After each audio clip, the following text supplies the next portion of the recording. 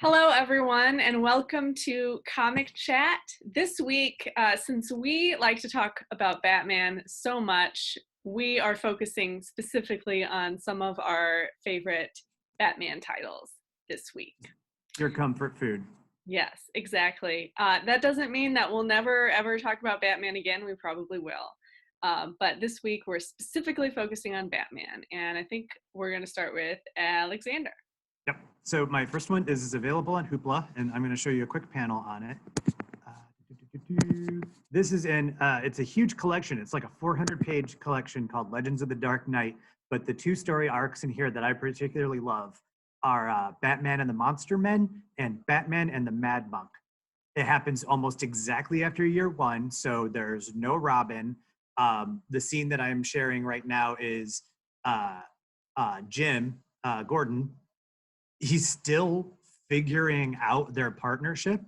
Like in fact, he even sets boundaries. The next panel, he literally throws the bat beacon away because he's like, no, we're going to be above board on this because Jim Gordon's a fuddy-duddy.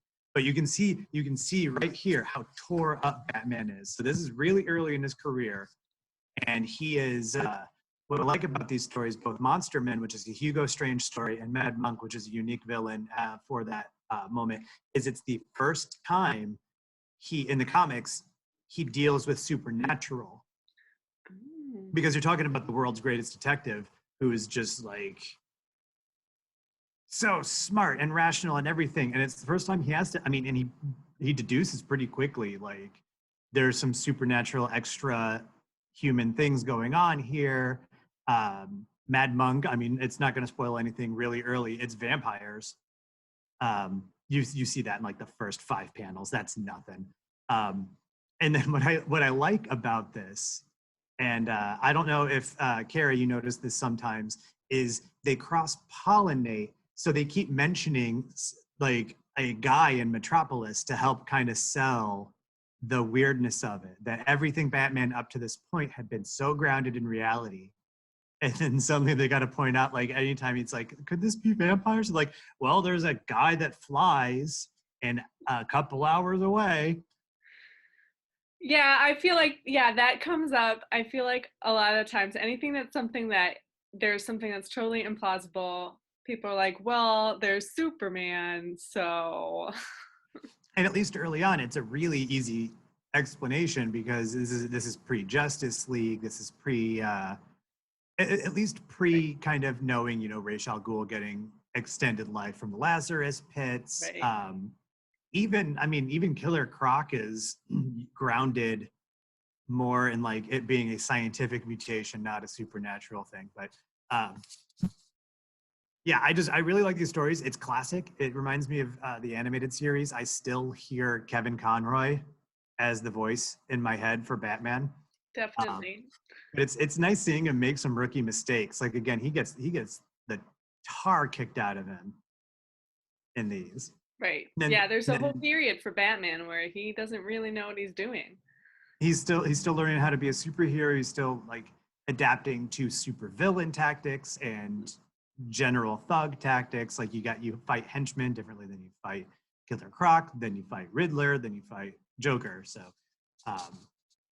So yeah, that's the whole series is on Hoopla of Legends of the Dark Knight. So you have a lot of these like good episodic episode of the week type stories, which is just fun. It's good. Sometimes you don't need a big grand new villain introduction or anything. You just want a good like beats up a monk that has a ritual cult and he goes and he fights him at the top of a castle. Like, yes, gimme.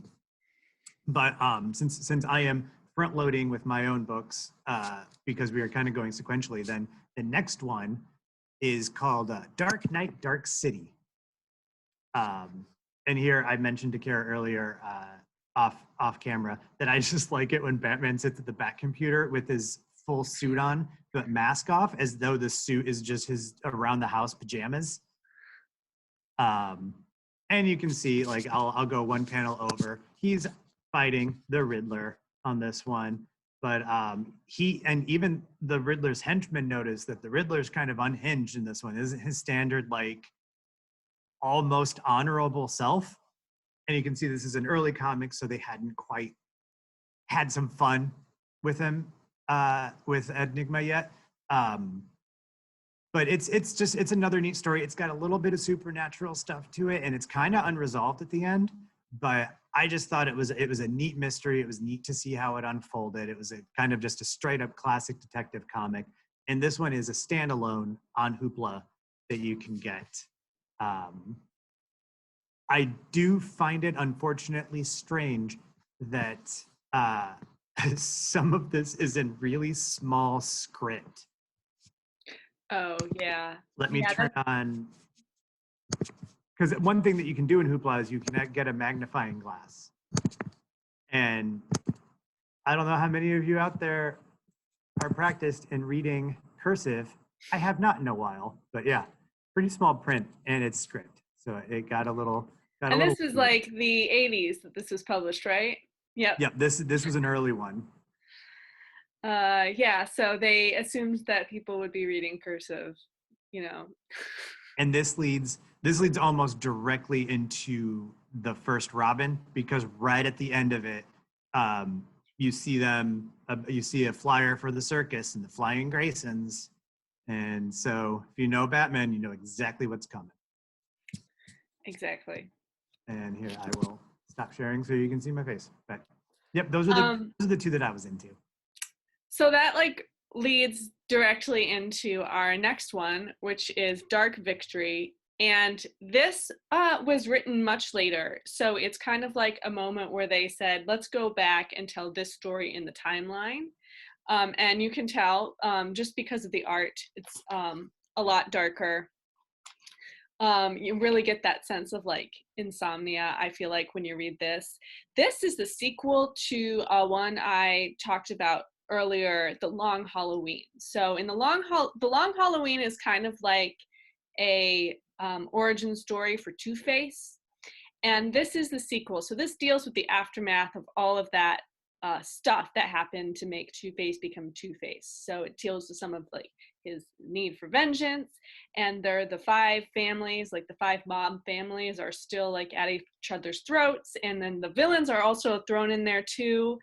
In this one, the holiday killings have resumed, but they are not sure who the killer is. They don't think it's the same person. So once again, it's a mystery of like they're trying to solve this, who is killing off people on each holiday. And instead of just like seemingly random people, they're killing off the Gotham PD, basically.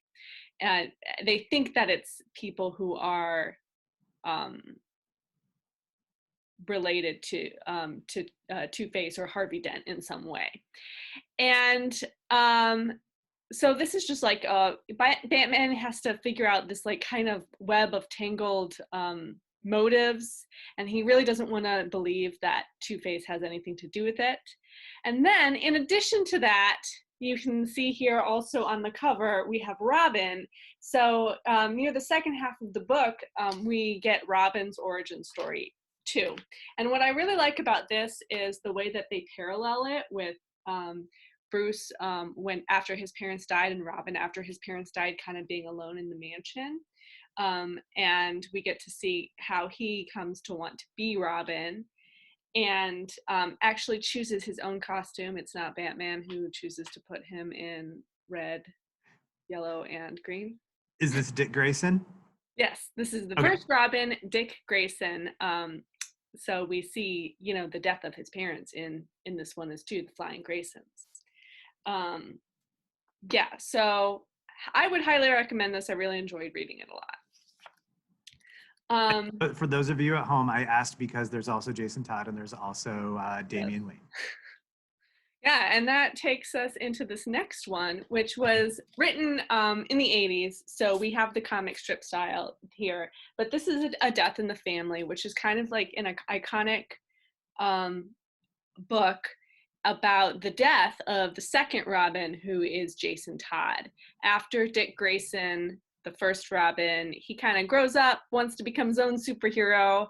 Then Batman takes on a new kid who he has a little worse beginnings than Dick Grayson. He's he's kind of living on his own. Batman finds him like trying to boost a tire from the Batmobile. So he's like, I'll just take care of this kid here. Um, but Jason is more rebellious, and that kind of gets him into trouble, and he ends up, I don't think it's a spoiler if you know anything about Batman, right, Alexander? You know that he gets murdered by the Joker. Yep. So this is that story, and it's, you know, got that old comic strip style. You could tell that it was made in the 80s because everyone has blue hair instead of black hair. And when they're, you know, when it's night, the background is purple. So they're talking about, oh, it's so dark out. And I'm thinking, what are you talking about? Yeah, you can tell like pre-big movies, Batman is still in blue and gray, and then afterwards he's in black and gray or full black. Yeah. So in some ways it doesn't feel as dark, but this is one of those formative comics that like really started getting Batman down that path of like being like this really dark character. And it was something I noticed in the one I talked about earlier that was in the 80s style too. The vibrant colors actually make the gore a little bit more shocking. Yes. So it's like, it's not dark, like it doesn't have that, like it's not written with that like, you know, really like dark sense. But I'm going to show you, I'll show you that page where he finds,